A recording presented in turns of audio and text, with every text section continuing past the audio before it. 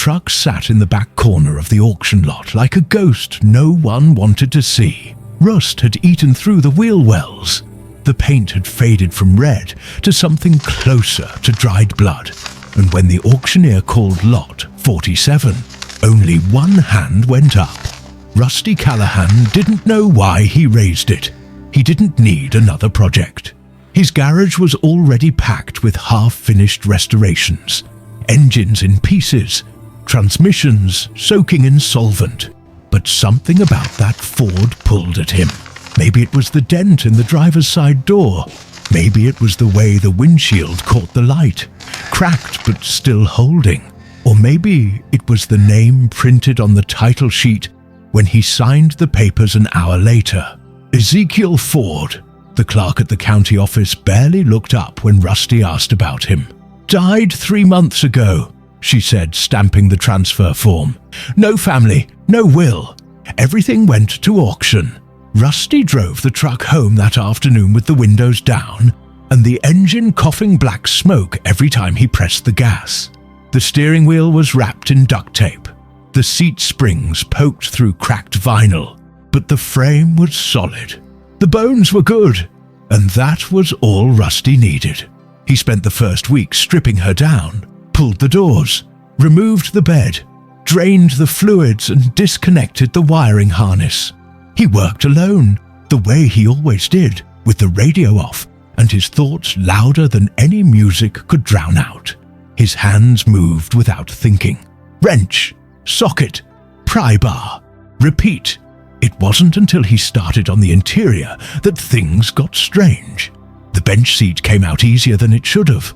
4 bolts, all of them loose, like someone had removed it before. Rusty set it aside and crouched down to inspect the floor pan. That's when he saw it.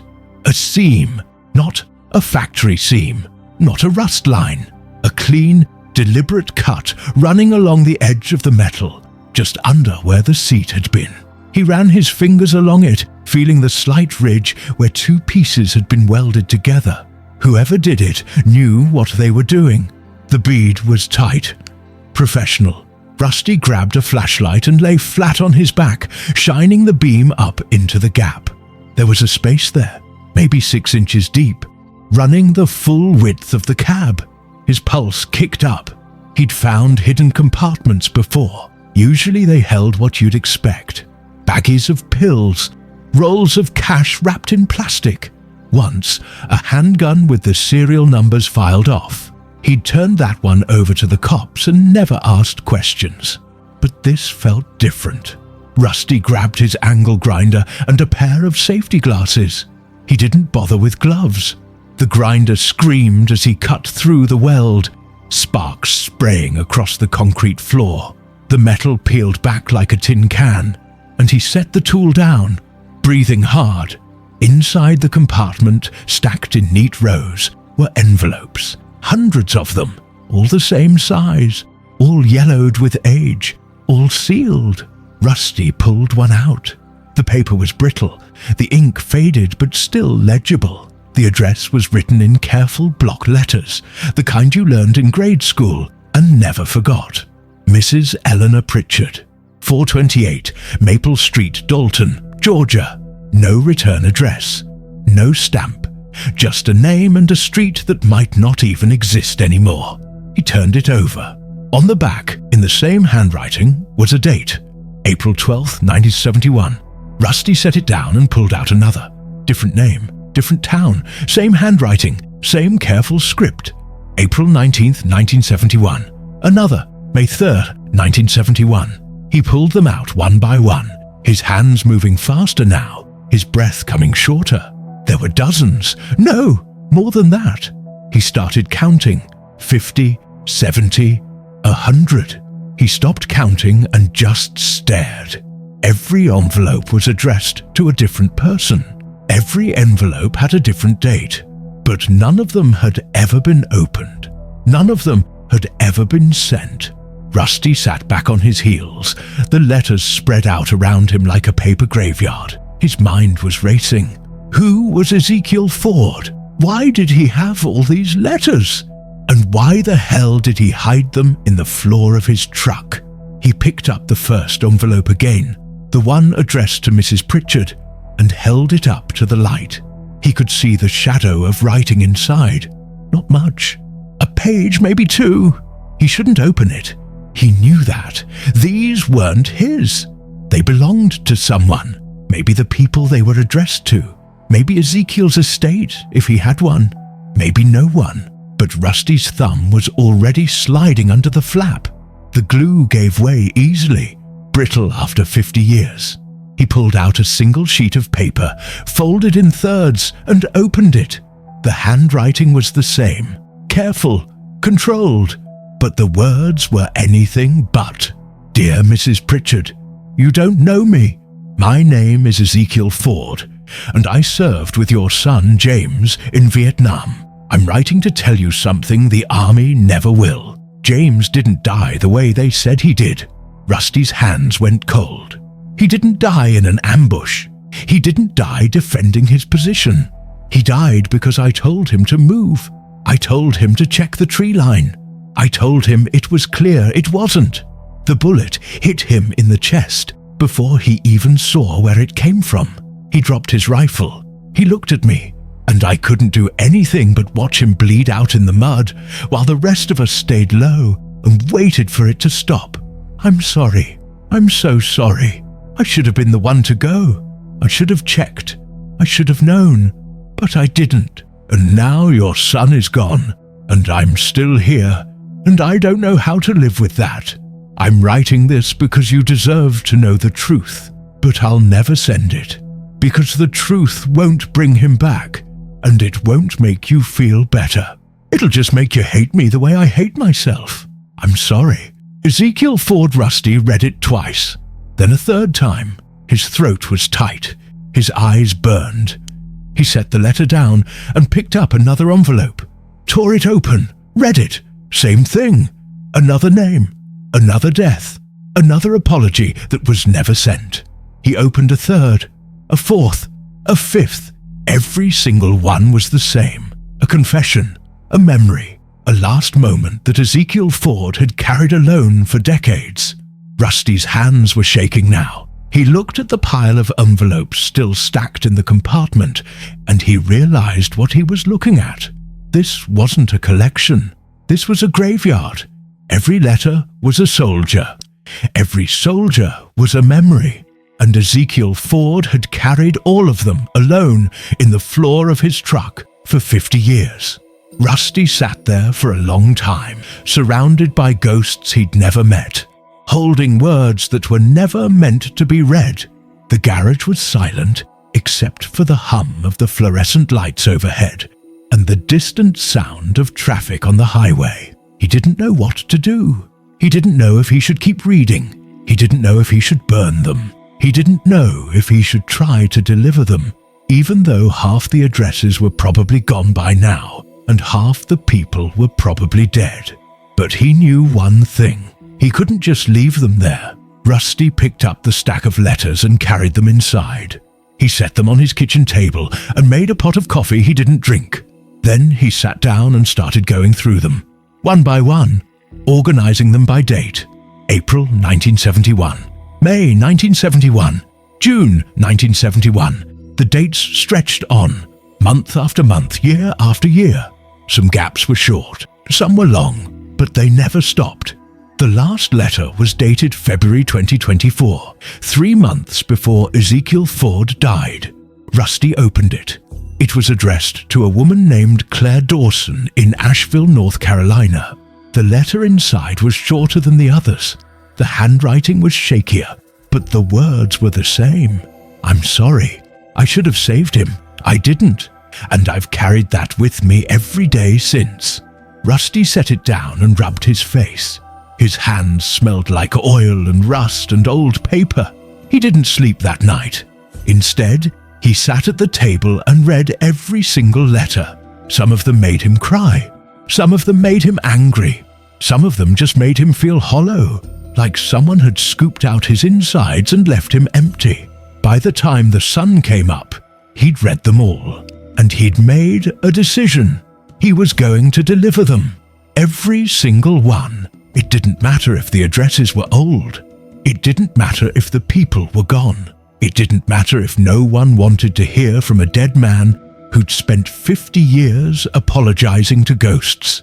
These letters deserved to be read, and Rusty was going to make sure they were. He started with the oldest one, Mrs. Eleanor Pritchard in Dalton, Georgia. He looked her up online and found an obituary from 2003. She died 20 years ago, but the obituary listed survivors: a daughter, 2 grandchildren. Rusty wrote down the names and kept digging. It took him 3 days to track down the daughter. Her name was Linda. She lived in Atlanta now, in a suburb with good schools and a Starbucks on every corner. Rusty called the number he found and waited while it rang. A woman answered on the 3rd ring. "Hello? Hi, my name is Rusty Callahan. I'm calling about your mother, Eleanor Pritchard." There was a pause. "My mother's been dead for 20 years. I know. I'm sorry. But I have something that belonged to her, or something that was meant for her. A letter. A letter from a man named Ezekiel Ford. He served with your brother in Vietnam." The line went quiet. "I don't have a brother," Linda said. Rusty's stomach dropped. "I'm sorry. I thought I don't have a brother," Linda said again. "But my mother did." Rusty exhaled. "His name was James," Linda continued. "He died in 1971. My mother never talked about him, not once. I only found out because I saw his name on her headstone when we buried her." "I have a letter," Rusty said, "from the man who was with him when he died. He wrote it 50 years ago, but he never sent it. I think your mother deserved to read it, and I think maybe you do too." Linda didn't say anything for a long time. Then quietly, "Can you bring it to me?" Rusty drove to Atlanta the next day. He brought the letter in a plastic sleeve to protect it, and he brought a copy in case she wanted to keep the original. Linda met him at a coffee shop near her house. She was in her 50s, with graying hair and tired eyes. She didn't say much when Rusty handed her the letter. She just opened it, read it, and cried. When she was done, she folded it carefully and put it in her purse. "Thank you," she said. That was all. Rusty drove home that night with the windows down and the radio off, and he felt something he hadn't felt in a long time. Purpose. He spent the next 2 weeks tracking down the rest of the names. Some were easy, some were impossible, some led to dead ends, some led to people who didn't want to talk, but some led to moments like the one with Linda. Moments where someone read a letter they never knew existed and finally understood something they'd been carrying their whole life without knowing why. Rusty kept going. He delivered 12 letters in the first month, 15 in the second. Some he mailed, some he drove to deliver in person. He started keeping a map on his wall, marking every town, every name, every letter that found its way home. The truck became part of the process. He finished the restoration, but he didn't sell it. He couldn't. It felt wrong. This truck had carried these letters for 50 years. It deserved to carry them the rest of the way. So he drove it, state to state, town to town, delivering words that should have been sent decades ago. And then, 3 months in, he found the letter that changed everything. It was near the bottom of the stack. The envelope was more worn than the others, like it had been handled more, opened and resealed, read and reread. The address was local, same county Rusty lived in, same town even, Mrs. Dorothy Callahan. Rusty's hands went numb. That was his grandmother's name. He opened the letter with shaking fingers. "Dear Mrs. Callahan, my name is Ezekiel Ford, and I was with your husband Thomas when he died." Rusty's vision blurred. "He didn't suffer. I need you to know that. The medics said it was fast, but I was there. I held his hand, and I heard what he said. He said, 'Tell Dorothy I love her. Tell her I'm sorry I won't be there to see our grandson grow up. Tell her to make sure he knows I tried. I'm writing this because I promised him I would, but I'll never send it. Because I don't know how to tell you that I lived and he didn't. I don't know how to tell you that I'm the one who should have died that day. But I'm telling you now, even if you never read this. Your husband loved you, and he died thinking about you and the family he'd never meet. I'm sorry I couldn't save him. Ezekiel Ford Rusty sat on the floor of his garage, surrounded by letters and ghosts, and he cried for the first time since he was a kid. His grandmother had died when he was 12. She'd never talked about his grandfather, never told him how he died, never told him what his last words were. But now Rusty knew, and Ezekiel Ford had carried that message for 50 years, too afraid or too broken to deliver it. Rusty wiped his eyes and stood up. He looked at the truck, still sitting in the middle of the garage, and he made a decision. He wasn't just going to deliver the rest of the letters. He was going to finish what Ezekiel started. Every letter, every name, every family that deserved to know the truth. If you believe every life holds a story worth remembering, subscribe to this channel and join our community. Rusty spent the next week preparing. He quit his job at the garage, sold most of his tools, kept only what he needed to keep the truck running. He packed a duffel bag with clothes, a sleeping bag, and a road atlas he'd marked up with every address he still had to visit. There were 143 letters left. He planned to deliver every single one. The first trip took him south, Tennessee, Alabama, Mississippi. He drove through small towns with names he'd never heard of, knocking on doors, asking questions, handing over envelopes that had been waiting half a century to be opened. Some people slammed the door in his face. Some people cried. Some people thanked him. Some people cursed him. But every letter found its way to someone. In Tupelo, he met a man named Carl, whose father had died in 1972. Carl read the letter on his front porch and didn't say a word, just folded it up, put it in his pocket, and walked back inside. Rusty didn't know if that was good or bad, but he knew it mattered. In Baton Rouge, he met a woman named Angela, whose uncle had been killed in action. She'd never met him, never even seen a picture. But when she read the letter, she said it felt like meeting him for the first time. In Houston, he met a widow named Marianne, who'd remarried 30 years ago and had 3 kids and a life she loved. But when Rusty handed her the letter, she sat down on her couch and read it twice. And then she said, "I always wondered if he was scared." The letter said he wasn't.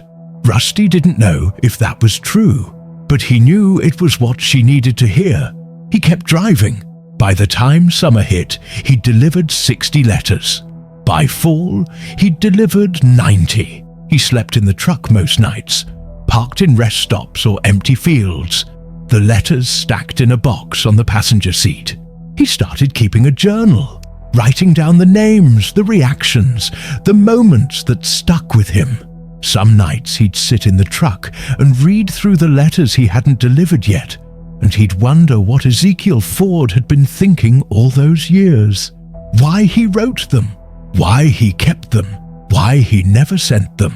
Rusty thought he understood now. Guilt was a heavy thing, and sometimes the only way to carry it was to write it down and hide it away where no one could see. But Ezekiel was gone now, and Rusty was the one carrying it.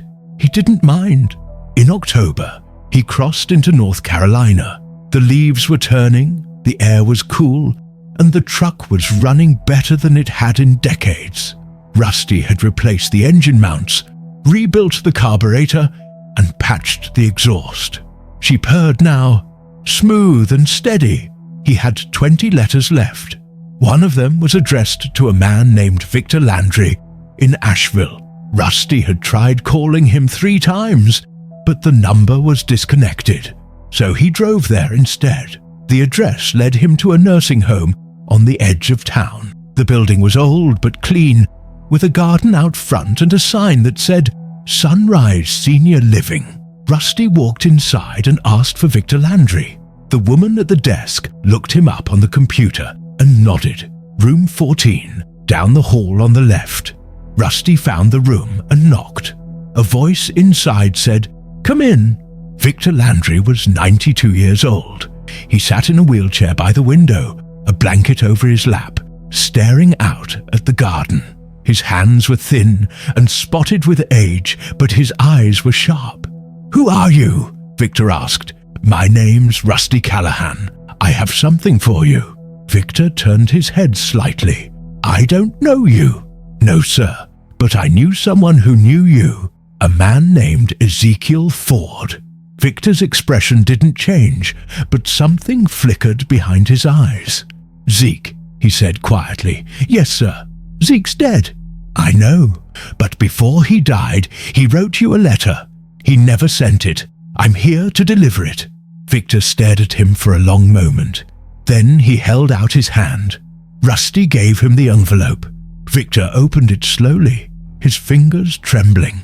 He pulled out the letter and read it in silence. Rusty stood by the door, waiting, not sure if he should stay or go. When Victor finished, he folded the letter and set it on his lap. "He blamed himself," Victor said. "Yes, sir. He shouldn't have." "Maybe not, but he did." Victor nodded. "We all did." He looked out the window again, and Rusty saw a tear slide down his cheek. "Thank you for bringing this," Victor said. "You're welcome." Rusty left the room and walked back to the truck.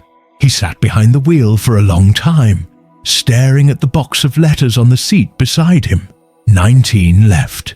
He started the engine and pulled out of the parking lot, heading west. The next letter took him to Kentucky, then Ohio, then Pennsylvania. Each one was a story. Each one was a life. Each one was a wound that had never fully healed. And each one, in its own way, was a kind of closure. By December, Rusty had delivered 130 letters. 13 left. He was tired, bone tired. The kind of tired that sleep didn't fix. But he kept going, because he'd made a promise. Not to Ezekiel, not to the families, but to himself. He was going to finish this. The second to last letter took him to a small town in Montana. The address led to a farmhouse at the end of a dirt road, surrounded by fields of snow. Rusty knocked on the door, and a man in his 70s answered. His name was Daniel. The letter was for his mother, but she died 5 years ago. Rusty handed it to him anyway. Daniel read it on the porch, his breath fogging in the cold air. When he finished, he looked at Rusty and said, "My mother spent her whole life wondering if my uncle's death was her fault. She thought if she'd prayed harder, or loved him more, or said the right thing before he left, maybe he would have come home." He held up the letter. This would have changed everything. Rusty didn't know what to say. "Thank you," Daniel said, "even if it's too late." Rusty drove away from that house with one letter left. The last one. He looked at the envelope. It was addressed to a woman named Helen Grady in Portland, Oregon. Rusty had tried to find her, searched online, called information, asked around. Nothing. But he had one last lead. A phone number for a Helen Grady in a town called Bend, about 3 hours south of Portland. He called it. A woman answered, "Hello. Hi, my name is Rusty Callahan. I'm looking for Helen Grady." "This is Helen." Rusty exhaled. "I have a letter for you from a man named Ezekiel Ford." There was a long pause. "Zeke!" Helen's voice cracked. "Zeke Ford?" "Yes, ma'am." "Oh my God." She was crying now. "I thought he was dead." "He is, ma'am. He died a few months ago, but he left something for you." "What is it?" "A letter. He wrote it a long time ago. I think you should read it." Helen gave him her address, and Rusty drove through the night to reach her. When he knocked on her door the next morning, she opened it immediately. She was in her 80s, with white hair and kind eyes. She took the letter with shaking hands. "He wrote this?" she asked. "Yes, ma'am." She opened it right there on the porch and read it while Rusty waited. When she finished, she looked up at him, tears streaming down her face. "He loved my brother," she said. "He thought it was his fault he died. But it wasn't. It was never his fault." She held the letter to her chest. "I wish I could have told him that. I think he knew," Rusty said. Helen smiled through her tears. "Thank you." Rusty walked back to the truck, and for the first time in months, the box on the passenger seat was empty. He'd delivered every single letter. 143 families, 143 stories, 143 wounds that had finally, after 50 years, begun to heal. Rusty sat behind the wheel and looked at the truck, the old Ford that had carried these letters for half a century. He wasn't going to sell it. He was going to keep driving, because there were other stories out there, other letters, other people who needed to know they weren't forgotten. And Rusty was going to find them. Rusty didn't go home after Portland. There was nothing waiting for him there anyway. The garage was sold. The apartment was empty. Everything he owned fit in the back of the truck. And that felt right somehow, like he'd finally figured out what he was supposed to be carrying. He drove east, back toward the mountains, with no particular destination in mind. Just the road and the hum of the engine, and the weight of what he'd done sitting quiet in his chest. It took 3 days to cross back into Colorado. He stopped at a diner outside Denver, ordered coffee and eggs he barely touched, and sat by the window watching the snowfall. The waitress refilled his cup twice without asking, and when she brought the check, she said, "You look like you've been driving a long time." Rusty nodded. "Feels like it." "Where you headed?" "Don't know yet." She smiled. Best kind of trip. He paid in cash and left a $20 tip. Back in the truck, he pulled out the journal he'd been keeping. 143 names, 143 entries, some short, some long, all of them heavy. He flipped to the last page and wrote one more line. Mission complete. Now what? He didn't have an answer, but 2 days later, the answer found him. Rusty was parked at a rest stop outside Cheyenne when a man knocked on his window. He was older, maybe 70, with a veteran's cap and a limp that said he'd earned it the hard way. Rusty rolled down the window. "Help you?" The man pointed at the truck. "That's a '65 Ford, right?" "Yeah. Beautiful restoration. You do the work yourself?"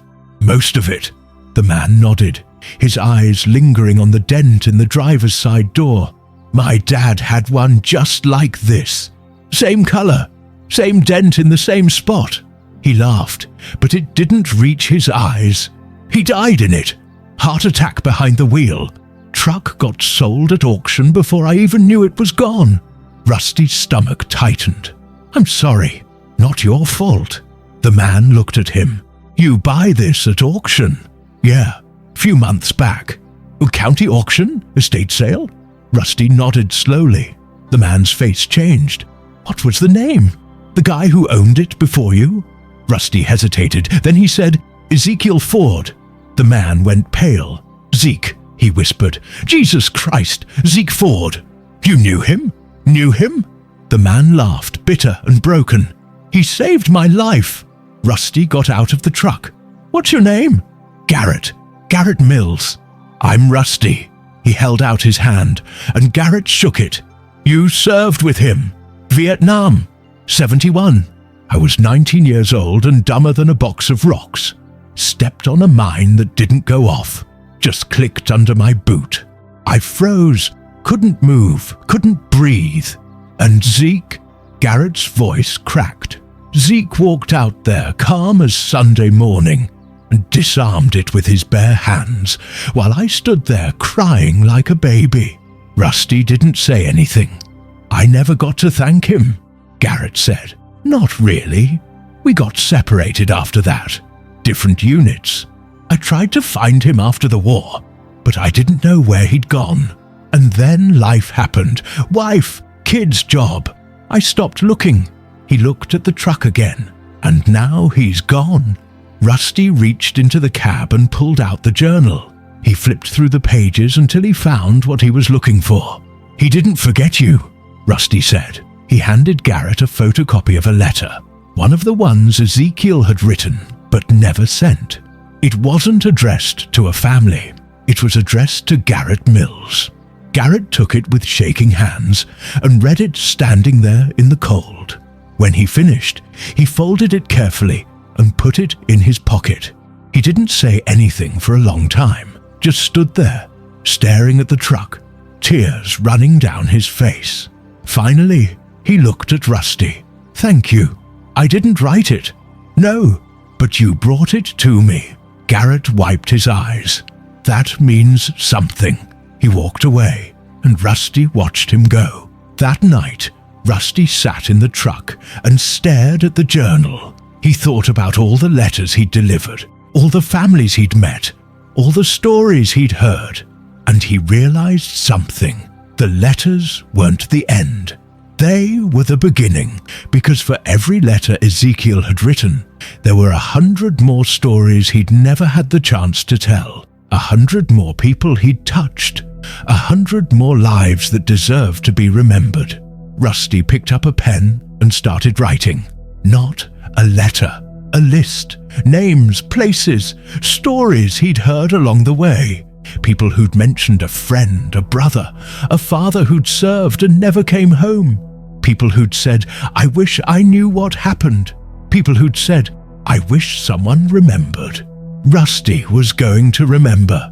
He spent the next week tracking down the first name on the list, a man named Samuel Cross, who died in 1969. His sister lived in Nebraska, in a town so small it didn't have a stoplight.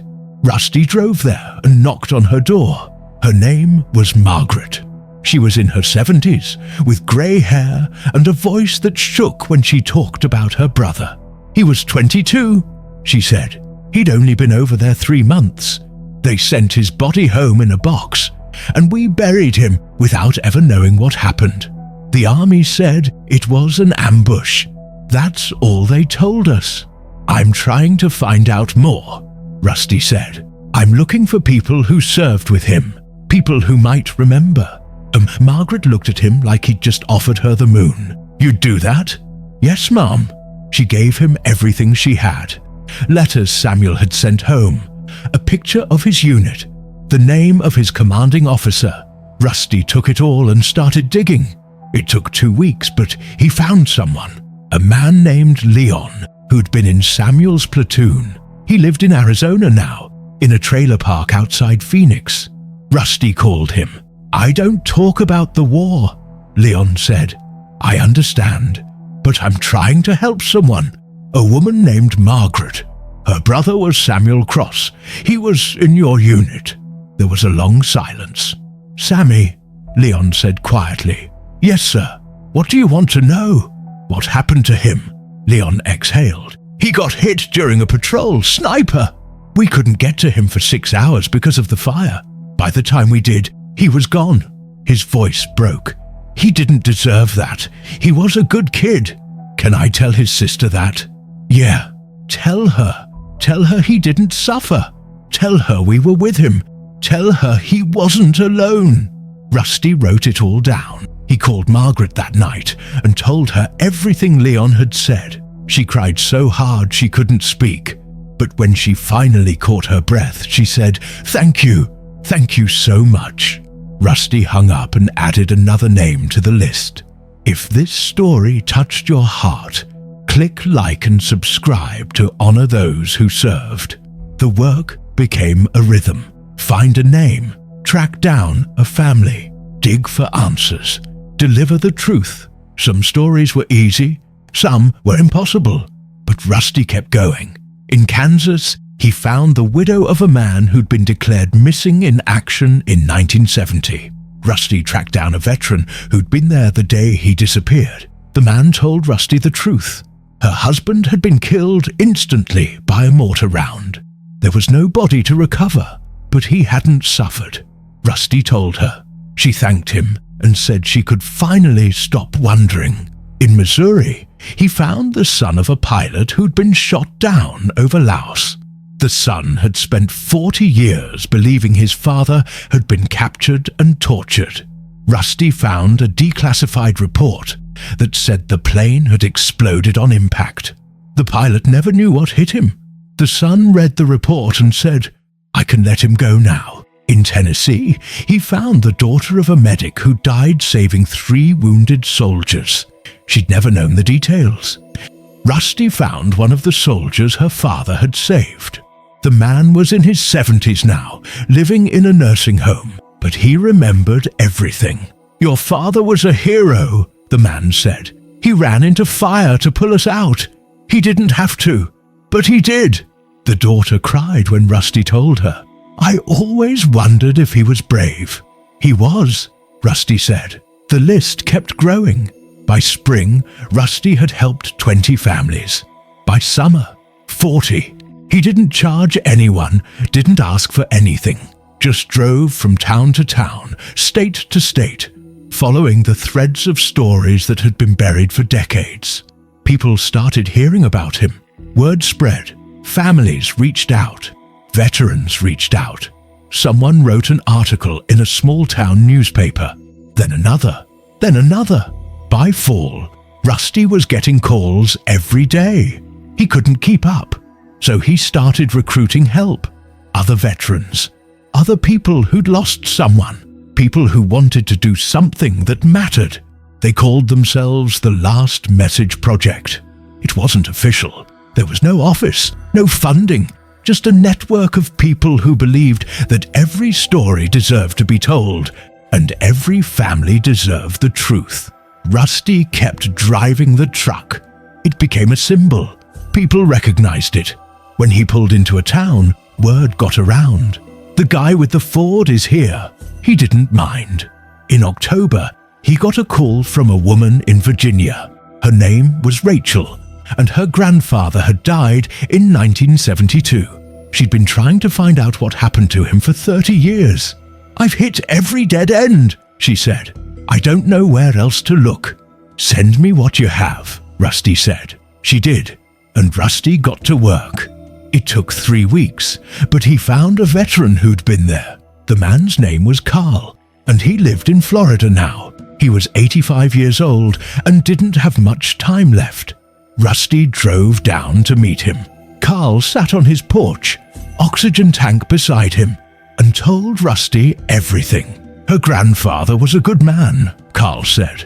"He got hit trying to pull me out of a ditch. I told him to leave me. He wouldn't. He got me out, but he took a round doing it. Died in my arms."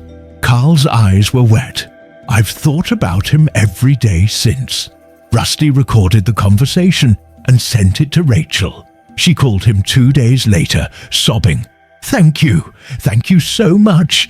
I finally know." Rusty added her name to the journal. By the end of the year, the Last Message Project had helped over 100 families, and Rusty was still driving. The truck had over 300,000 miles on it now. The engine had been rebuilt twice, the transmission once, but it kept running, just like Rusty. In December, he got a call from a man named David in Oregon. David's father had been a helicopter pilot in Vietnam. He'd been shot down in 1971, and the army had never recovered his body. "I just want to know what happened," David said. "I want to know if he suffered." Rusty told him he'd try. He spent 2 months tracking down members of the flight crew. Most were dead, but he found one, a door gunner named Luis who lived in New Mexico. Luis told Rusty everything. "The chopper went down fast," Luis said. "We took fire from every direction. Your father stayed at the controls the whole way down, trying to keep us level. He saved my life, and 3 others. But he didn't make it out." "Did he suffer?" Rusty asked. Luis shook his head. "It was instant. He didn't feel anything." Rusty called David and told him. David was quiet for a long time. Then he said, "Thank you. I needed to hear that." Rusty hung up and sat in the truck, staring at the road ahead. He thought about Ezekiel Ford, about the letters he'd written, about the guilt he'd carried, and Rusty realized something. Ezekiel had spent 50 years apologizing for surviving, but maybe survival wasn't something to apologize for. Maybe it was something to honor, by living, by remembering, by making sure the people who didn't come home were never forgotten. That's what Ezekiel had been trying to do with those letters. And that's what Rusty was doing now. He picked up the journal and flipped to the last page. He wrote one more line. This is how we honor them, by remembering, by telling their stories, by making sure they're never forgotten. He closed the journal and started the engine. There were more names on the list, more families waiting, more stories that needed to be told. And Rusty was going to tell every single one. The truck rolled out of the parking lot and onto the highway, heading west into the setting sun. The road stretched out ahead, long and empty and full of purpose. And Rusty drove, because the mission wasn't over. It was just beginning. The Last Message project grew. More volunteers joined. More families reached out. More stories were uncovered. Rusty became the face of it, but he was never alone. There were dozens of people now, all over the country, doing the same work. Tracking down veterans, finding answers, delivering truth. And at the center of it all was the truck. The 1965 Ford that had carried Ezekiel Ford's guilt for 50 years. Now it carried something else. Hope. In the spring, Rusty got a call from a reporter. A big one. National news. "We want to do a story on you," the reporter said, "on what you're doing." Rusty hesitated. "This isn't about me." "I know, but people need to hear about it. People need to know this work is being done." Rusty thought about it. Then he said, "Okay, but you tell the whole story. You tell them about Ezekiel Ford. You tell them about the letters. You tell them why this matters." Deal. The story aired 2 weeks later. It was 10 minutes long, and it told everything. The truck, the letters, the families, the mission. Within 24 hours, Rusty's phone was ringing non-stop. Families from all over the country, veterans, historians, people who wanted to help, people who needed help. The Last Message project exploded. Donations started coming in, enough to cover gas, enough to cover repairs, enough to hire a small team to handle the logistics. But Rusty kept driving. He didn't want an office. He didn't want a desk. He wanted the road, because that's where the stories were. In June, he got a call from a woman named Ellen in North Carolina. Her uncle had been killed in Vietnam in 1968. She'd been trying to find out what happened for 40 years. "I've called the army 100 times, she said. "They won't tell me anything." "Send me what you have," Rusty said. She did. Rusty spent 3 weeks digging. He found a veteran who'd been in the same unit. The man's name was Frank, and he lived in Texas. Rusty called him. "I remember him," Frank said. "He was a good kid. Got hit during an ambush. We tried to save him, but there was too much fire. We had to leave him." "Did he suffer?" Frank was quiet for a long time. Then he said, "No, it was fast." Rusty called Ellen and told her. She cried, "Thank you. I've been waiting so long to know." Rusty added her name to the journal. By the end of summer, the Last Message project had helped over 300 families. And Rusty was still driving. The truck had over 400,000 miles on it now. The paint was faded again. The seats were worn. But it kept running, just like Rusty. In September, he got a call from a man named Peter in California. Peter's father had been a Marine in Vietnam.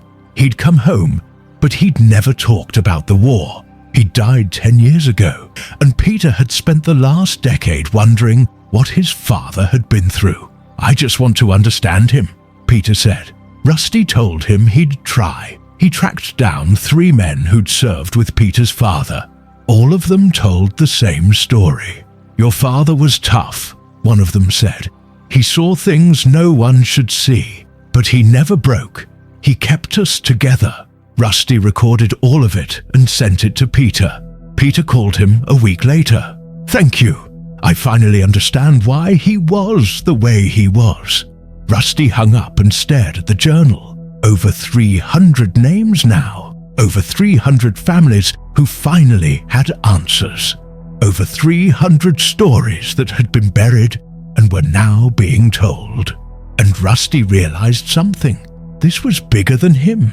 This was bigger than Ezekiel Ford. This was about every person who'd ever served and never came home. Every family that had been left with questions. Every story that deserved to be remembered.